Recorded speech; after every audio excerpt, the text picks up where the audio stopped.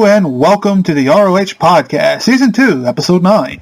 I am Caden, and joining me this week on the podcast for all your RoH and Zelda discussion needs are my revolving door of cohorts, comrades, and colleagues. The Mana Bear of RoH. Hi. The teacher of RoH, Skylar. Hello. And the owner of RoH, Kiroku. Hi. How is everyone doing? Good. Pretty good. I'm doing excellent. Now, before we get into the meat and potatoes of this podcast, I would like to remind everyone, yet again, to vote for us on top RP sites. Yeah, we're still pretty far down there. I kind of lost track of where the hell we are. May's going to be soon. Make sure to start voting us for May because hopefully we'll do a lot better. I can only hope so. I think 25th place is way too far down for us to be. I can't believe we went down that far, can y'all? It's not really surprising to me, honestly, because like with the swap, I mean, we didn't have. There wasn't a button. Is there a button yet on the Dark World Hyrule Knights theme? There is no Triforce button, no, but banners have been placed, so you can vote from the Highland Knight theme now. So yes. Okay, because I know for a while there it wasn't, and most people liked it's Hylian Knights, I guess. And like with everything going on, like flip-flopping back and forth and trying to get everybody going, it's not really that surprising. I figured it would pick back up again next month.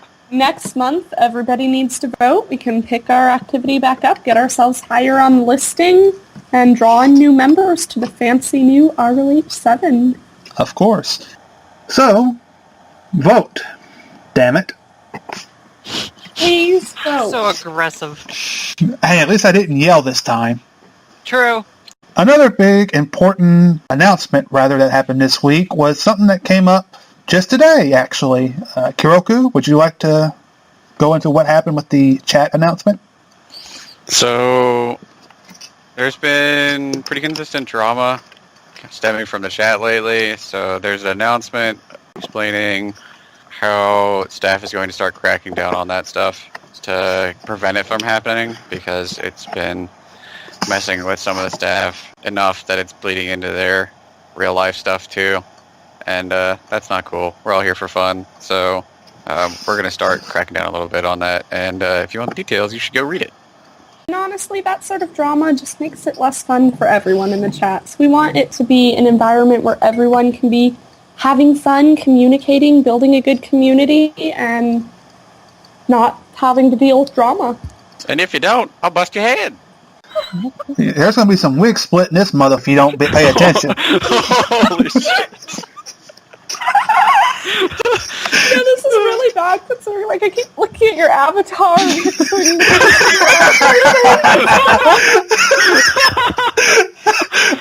weird hair. Oh boy. But yes, as far as RoH goes, we do prefer positive interactions among our members and staff. We do not like the things that's been going on as of late, and we would like more happiness.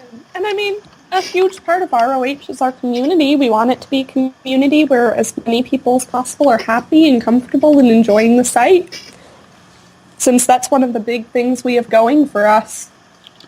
Certainly, this community is what keeps us going. Get off the table. Okay, Yeah. I'll get off the damn table. Jeez, Cam. How many times does she have to tell you? Hey now, I just enjoy being on that table, okay? Well, how else is he supposed to practice his tabletop dancing? Come on. Exactly. Please, no. I gotta get single somehow. Please, no. I'm wearing a coconut bra if you want to know. I didn't.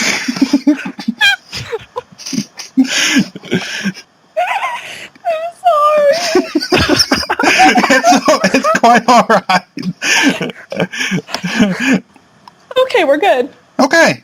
Now that the announcement is out of the way, there's some more things we have to discuss before we get into the festival talk. As it should be known, this will be the last podcast of April, and after April is May, which is when flashbacks begin. Skylar would like to talk about the contest. Okay, out of character contests are coming back starting next month. I'll be posting up an announcement about what the very first one is on the first day of the month, and we will start doing those again. And there's going to be some fun ones, so look forward to that. I hope a lot of people participate. Yeah, that's it. Well, I certainly can't wait to see that happen again. That was always fun to watch. Now, as we know rather well, the festival began last Saturday to be exact. While the festival didn't exactly start off on a really strong note, it was kind of quiet that Saturday for some strange reason. Everything kind of picked up Sunday, and it's been going very, very well and very strong, I must say, since then. I know the tavern has been extremely active. I mean, I was there for a good while. I was having fun. I was there for 2 posts. Yeah, you kind of was the Buzz Killington to my fun. Oh, hush. I was protecting the princess. Protecting her from what? A nice civil conversation? Mm-hmm. Mm-hmm. I don't know why everyone's so weirded out by what I was doing. Mm-hmm. Because it's the princess. And it's just the princess. I was having a nice, lovely chat. You can't see my fingers, but I'm putting chat in air quotes. Hey, now. That was a good, clean chat. The thoughts, on the other hand. Just kidding. Well, That laugh. well, to be fair, she did come to Caden, so... I had nothing to do with that. Sure. If anyone's wondering what's going on, the royal twins, and if they manage to get themselves killed, not too many people would be surprised. I mean, what? They aren't reckless or anything. The one that's gonna get himself killed is in the sparring ring right now. Not mine. It's gonna be hilarious. I can't wait to watch that. And if you don't know, that's Alistar. That is Alistar. In the sparring grounds with Carrie. She's gonna murder him. Oh yeah. We're going to catch up on... Of course, if she murders him, like, half the guards in Sheikah Division will murder her, but that's a different issue. Well, I'm pretty sure Carrie Thank can goodness nobody dies in the sparring grounds. That is a plus. Yet. Still gonna be a bloody smear on the ground. A grease stain. What else has been going on during the festival? Well, the dance seems to be pretty popular as well. Ah, yes, the dance. What exactly has been going on? I haven't really even kept keeping up with the dance topic. There's musicians and people talking and people dancing. And the princess is there. So after the discussion I had with her for 2 posts, she went to the dance. That's nice. She also went to the sparring grounds. And then the dance. Well, she's been everywhere, like a posting whore. Hey! Rude. So there have been 2 battles, and there's still plenty of time to fight more. If anybody wants to get pounded to the ground by an angry lady taking out her frustrations on outside forces, Skylar's around. I should send Tem in there. Oh god. I'm going to make sure to grab some Would be popcorn. good for PR. Yeah. What's been going on in the tea tent? Anyone know? I haven't been in there There's really. tea. Flyer's been in there for a while. I think he just left. Yeah. It doesn't seem like it's gotten as much traction as a few of the other topics. In fact, It looks like people have kind of just been coming and going from it mostly. The usual suspects, people around the festival, a lot of people have just kind of popped in and then left. And I think some of them moved on to the tavern as well. Mm-hmm. So they went from tea to realizing they needed something stronger. To tolerate the people they're with. Yeah. More than likely, yes. So yeah, a lot of things have been going on at the festival. I think the festival's the most active area right now. I am not surprised. Is there anything else going on outside of the festival?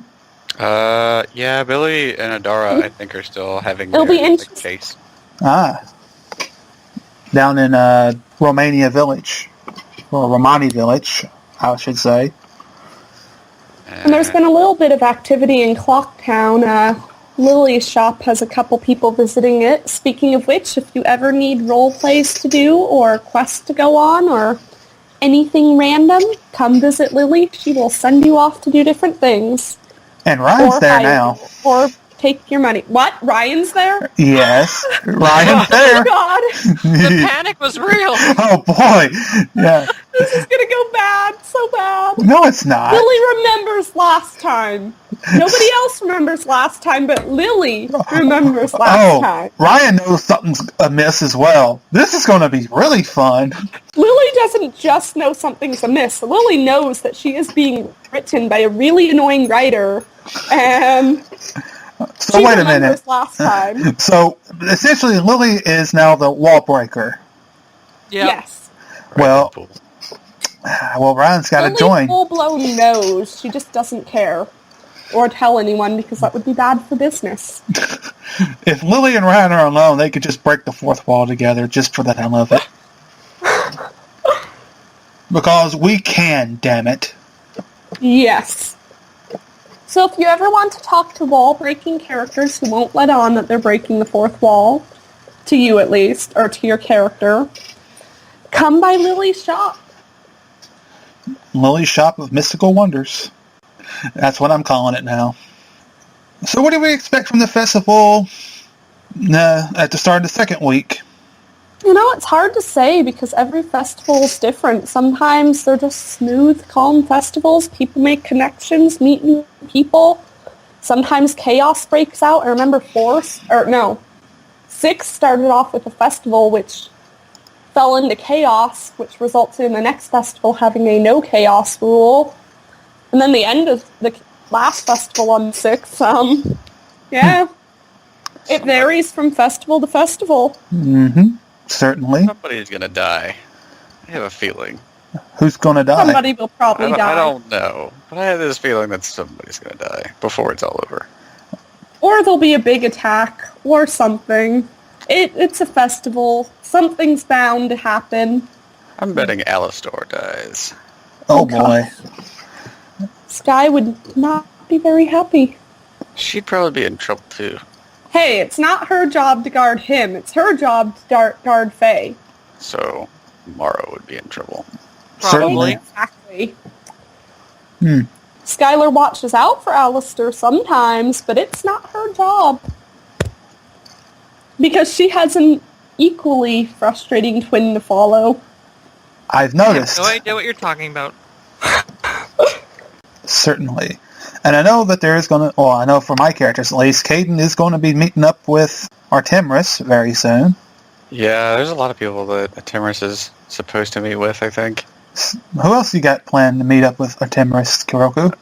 Ellie, there's stuff that I have to do with Miriam, I think, and there's somebody else.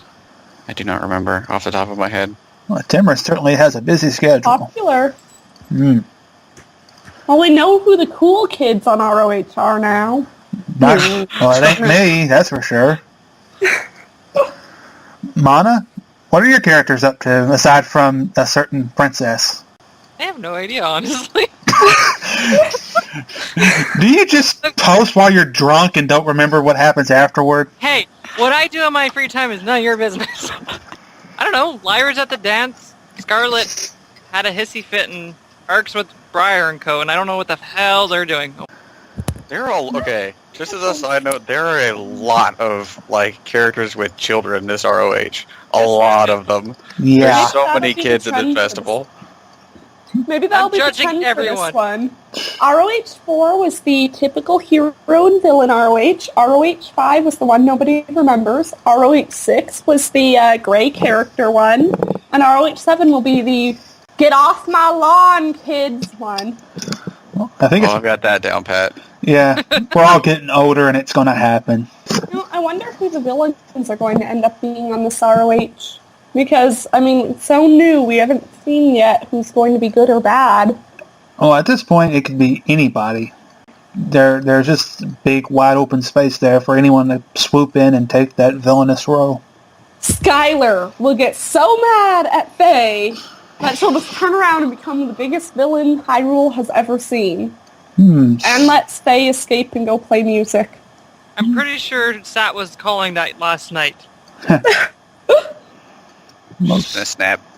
Go ballistic, kill everyone. Maybe? No. Skylar snapping and killing people. That doesn't sound familiar at all. That never happened. Well, sort of.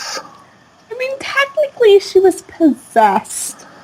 Yes, the post-exorcism stress disorder. Yeah. Maybe, like, So any last thoughts about the festival? I mean, it's going to be interesting. Anything could happen. There's still time left in it. 2 weeks, so have fun. Oh, certainly. Everyone should have fun. I mean, with 2 weeks left, there's plenty of time for random hijinks and crazy stuff to happen, because it wouldn't be a festival if neither of those things happen, you know? So seriously, somebody with the villains, start plotting now. You have 2 weeks. Let's go. Blow up a tavern. God. Or burn it down, following Yavarin's footsteps. Skylar, you say? Yavarin. He does Sure. Skylar also. Start burning it down and then blow it up. Blow it down. And then throw confetti on it for extra effect. I was just going to say pistol in the ashes, but yeah, confetti works too. Or glitter. Because then no matter how much they clean it up, they'll never get rid of all the glitter.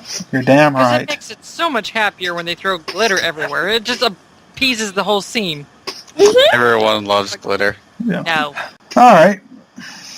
Moving on from the festival, let's move on to the Zelda topic this week. Now, we've played our fair share of Zelda games, and I'm sure we've replayed our fair share of Zelda games.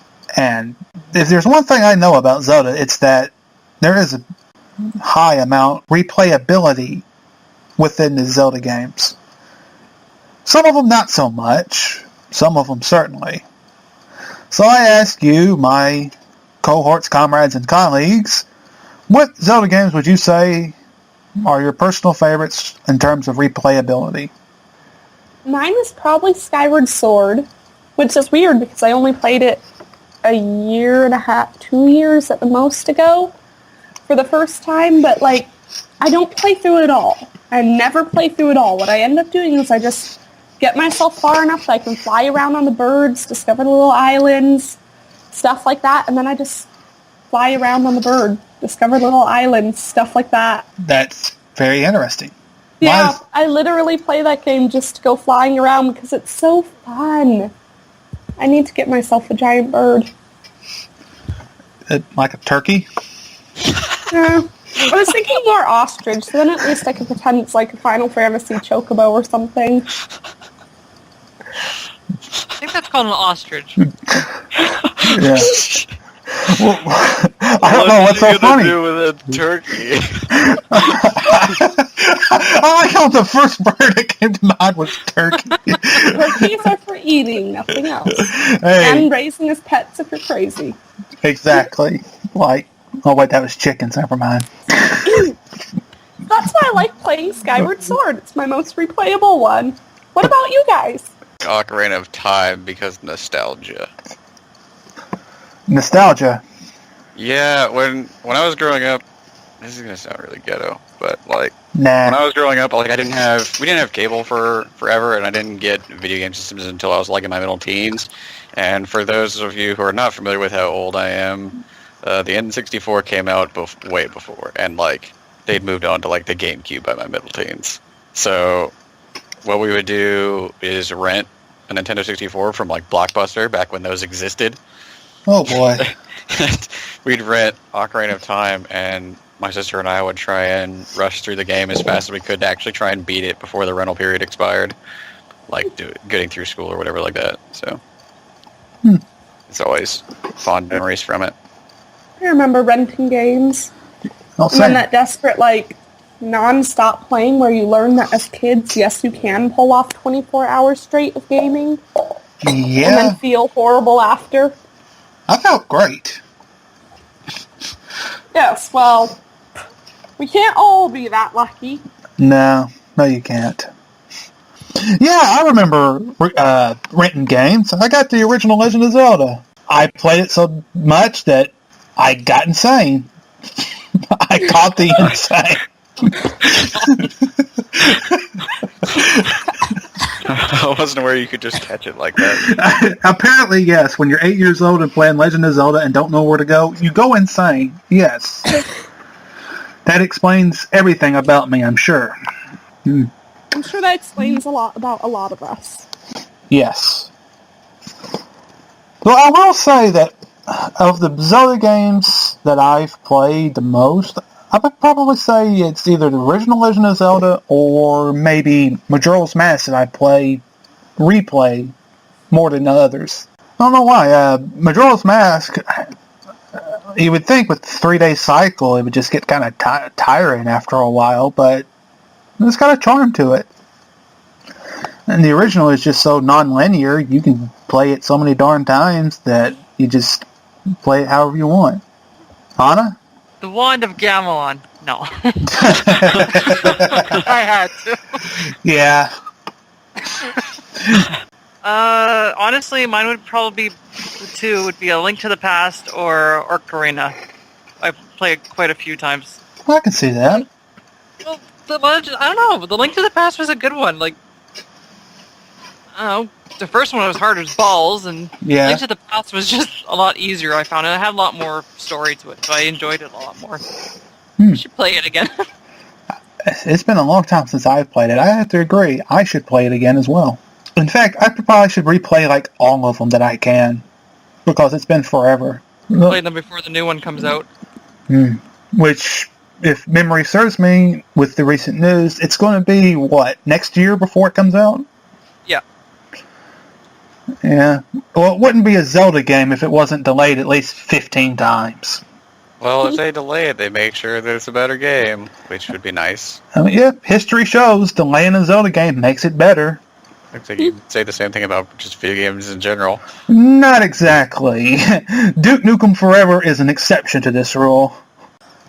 But the weird thing about replaying a Zelda game, I've noticed, is that at a certain point, you kind of reach a period or an area where you just kind of stop playing it.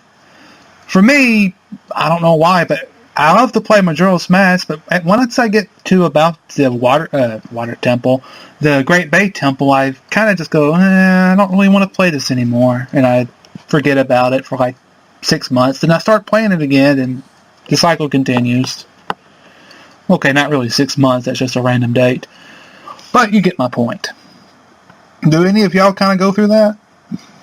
Sometimes, like I said with mine, I kind of just play specific parts I like. I don't do full-blown replays.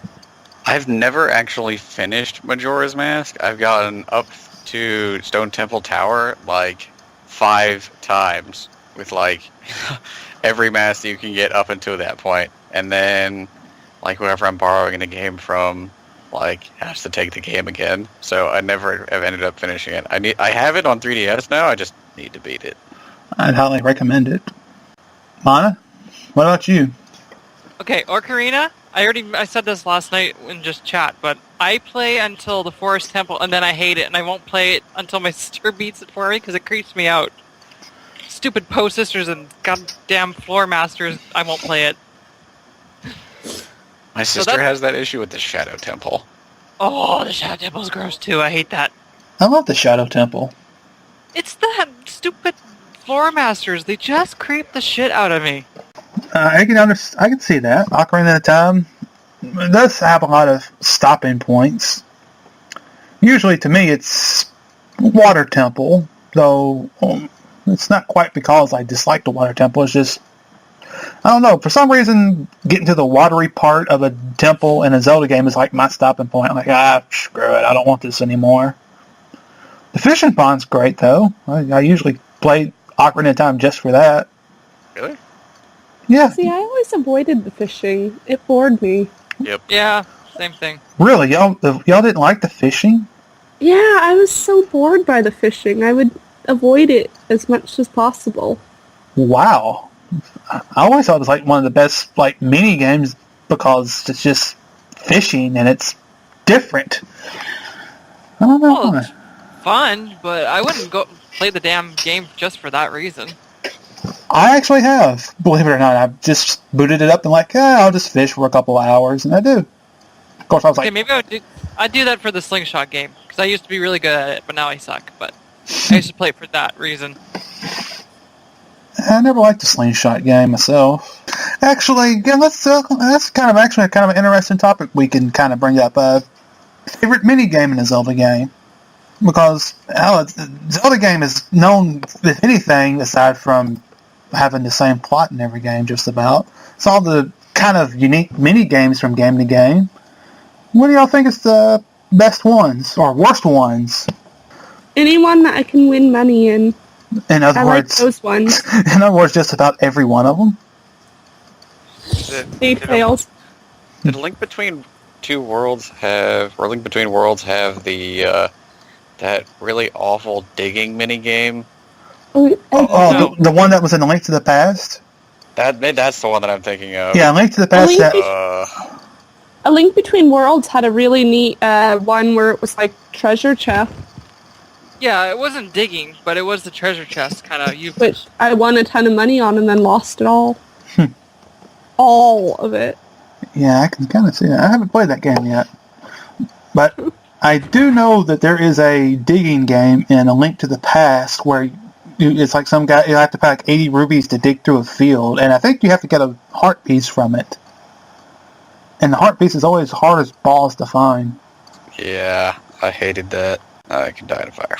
Yeah, I agree with you. Though I will say, A Link to the Past did have a.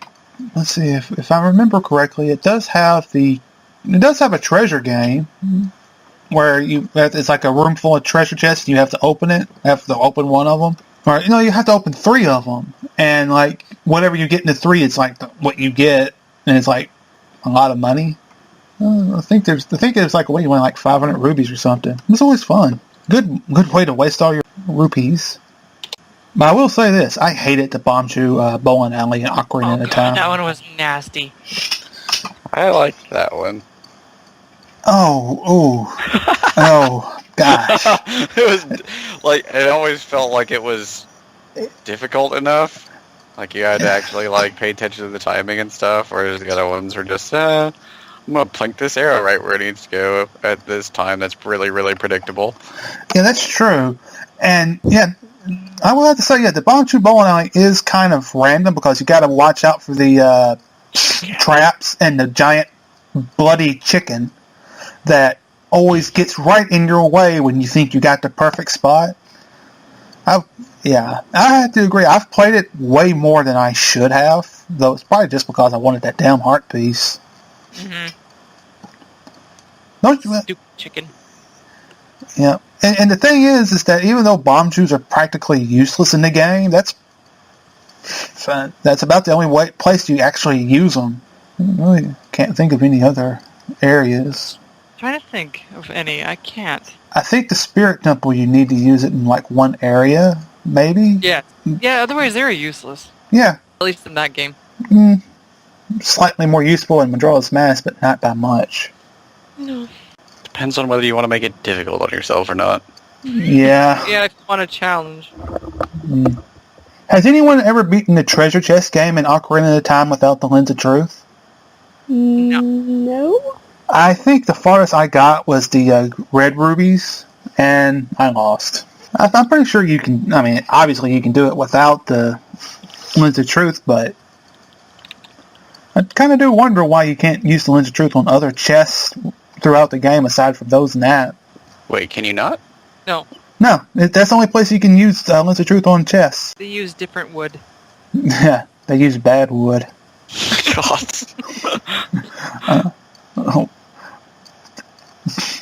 Hey, I didn't try to make it a double entendre here. Just saying, I didn't intend to do that. I can't think of any other games that are good or bad. What about the Wind Waker, the one on Windfall? Never played Wind Waker. I just got Wind Waker. I'm playing it right now. Oh, well, I won't spoil. I was playing it, and now I'm pet sitting. But I will be playing it again when I don't have 6 dogs trying to sit on my lap. Well, there's essentially a battleship game in Wind Waker that's pretty fun. That's all I'm going to say about that. Okay. Yeah. Don't worry about spoilers. I'm pretty sure I've spoiled most of Wind Waker by just reading about it online anyways. Before I actually got the ability to play it. Well, alright. There ain't really much else to say about that mini-game anyway. Does Twilight Princess have any mini-games? They do. The hookshot one in town, where you have like the little flamboyant brothers that you have to deal with. And you have to transverse through the cage to get all the silver rupees. I don't quite remember that one. I only remember because one of the NPCs is very, very flamboyant. Oh. Well, I think that's about all we got to say about mini-games. Maybe we'll have a different discussion in a later date when we can actually remember a few mini-games. With that out of the way, I think we will move on to the dramatic post readings tonight. Okay. Skylar, would you like to go first? Yep. So I am reading a post by the fortune teller. And he is talking to Alexi. He has some interesting fortunes he gives. And here's the post I am going to read. All right. The fortune teller peered up through his bushy eyebrows at the new man who had entered the tent. Ooh, one of the little shadowlings had come to play. Hee. The fortune teller had been hoping one of them would stop by to say hello, and he wasn't disappointed. What the heck am I, dearie? This tent is family-friendly. His wispy white beard jostled around as he laughed until a strip of old bacon fell out and onto the table. Oh me, oh my, so that's where that went, he said, picking up the strip and taking a bite. Remembering his manners, he held it out to the Sheikah. Like a taste, it's just from this morning, still good. Or yesterday morning. Or maybe last week. Once he found a month-old cube of Gouda in his beard, left over from a wine tasting, but that was a story irrelevant for the moment. Settling down, the old man wiggled his fingers spookily around his crystal ball. As for what I am, I'm the fortune teller, of course, and I see quite the magnificent future for you. Oh, yes. He poked the crystal ball, and nothing happened. Then he poked it several more times before smacking it and having it turn a sparkling green. Yes, I sense that you come from a long line of food products. Your grandfather was a fish stick, and your father a strip of bacon, yes? One day you two will rise up to that mantle. I see you becoming roast quail. Oh, such a classy dish you will be. High king of the quail, in fact, until a hunter's arrow misses the deer he was aiming for and strikes you instead. You'll be prepared with mild seasonings of spice and lemon and, just a hint of saffron to make you extra delicious. You'll be eaten by King Daltus D. Hyrule in his royal dining room. My, moving up in the world, I see. And that is the post. That was an amazing reading of that post. My post that I am reading is a post from Carrie. This is her most recent post as of this recording, and she is responding to Alistor, which, if you've read that post, it's kind of got a bit of a, I would say, wrestling-esque feel to it. And that's probably why Nay wanted me to read it, because I might know a little thing or two about reading such things. So, without a further ado, here is my reading of that post. The giant of a human had a tongue on him to rival Scarlet's. His initial words, though clearly intended as an insult by his tone of voice, were hardly received as such. It was the very image the Dark Knight wished to display, after all. No flesh in this armor, Certain agreed, crimson visor nearly matching the height of the slightly taller man's eyes. Mildly irksome, for she was more used to look down at others, even men. Nor blood, nor bone, nor fiber of sinew. I am icy metal and boiling rage, a construct forged from that unholy union under the ceaseless pounding of hammer on anvil. I am the gilded ebon gladiator of Termina, the still living fiend, Necropolis. But to most, I am simply Carry the Bear, and you would do well to show a modicum of respect, brother. Little creative license there, sorry. There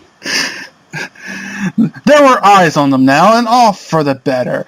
Carrie was nothing if not a glutton for theatrics and showmanship, after all. Underneath her expressionless helm, she was grinning from ear to ear at the growing scene. Oh, how she hoped Scarlet was watching from somewhere in the crowd, spineless and gutless, her iron ass. The Sheikah who had called himself Syndicate before had only asked for a friendly spar, but this man had the gall to draw his sword and point it right the Dark Nut's way. She did not flinch at the weapon turned against her. They were in public, after all, and this was nothing more than more theatrics to her mind. Indeed, you are a man then, she said to him in a low enough voice that only he and his human companion would have been able to hear. Understand, I cannot allow a challenge such as this to go unmatched. Best prepare for yourself, dude.